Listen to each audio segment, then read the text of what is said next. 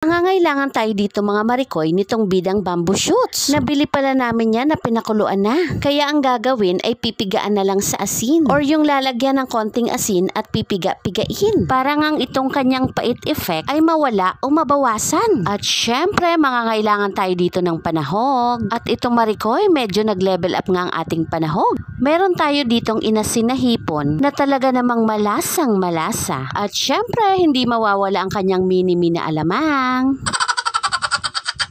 Mangangailangan din tayo dito mga marikoy ng bawang sibuyas, mga sariwang siling haba at itong si Laurel.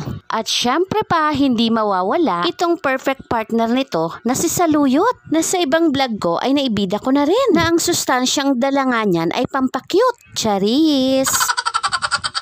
Ayan marikoy, tanggalan na natin ng nguso itong mga hipon. At ito nga ay nakakatusok. Pero wag na wag itapon. Dahil didikdikin pa natin yan para makuha ang katas. Kasama kaya yan sa bili. Sayang din ah.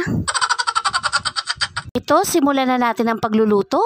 Ilagay na nga natin sa kawali itong pangalawang gata. At gaya nga ni Santol mga marikoy, ito ay matakaw din sa pangalawang gata. Kaya kailangan natin dito ng medyo marami. Ilagay na natin ang mga sangkap na bawang sibuyas, Laurel. Syempre, ang hindi mawawalang pampalasang alamang. At itong ating sosyal na panahog na si hipon. Pasadahan itong paminta at konting pulang panda. At syempre, ating halu-haluin para magsama-sama ang lasa. Ayan marikoy, ilagay na natin itong ating bida at ating halu-haluin para magsama-sama ang lasa. Kung napapansin nyo mga marikoy, kulang ang pangalawang gata ko dyan. Kaya ipinapayong wag munang itapon ng mga sapal dahil nga magagatasan pa yan. Charis!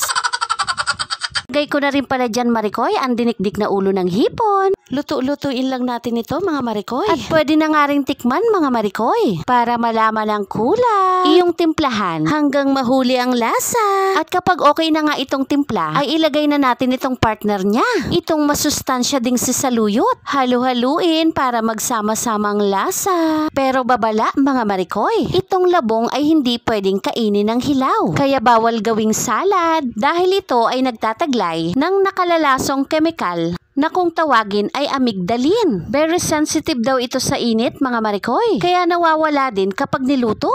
Oh, alams na. Ayan marikoy, nilagay ko na ang kakanggata dyan. Halu-haluin lang ito mga marikoy hanggang maluto itong ating kakanggata.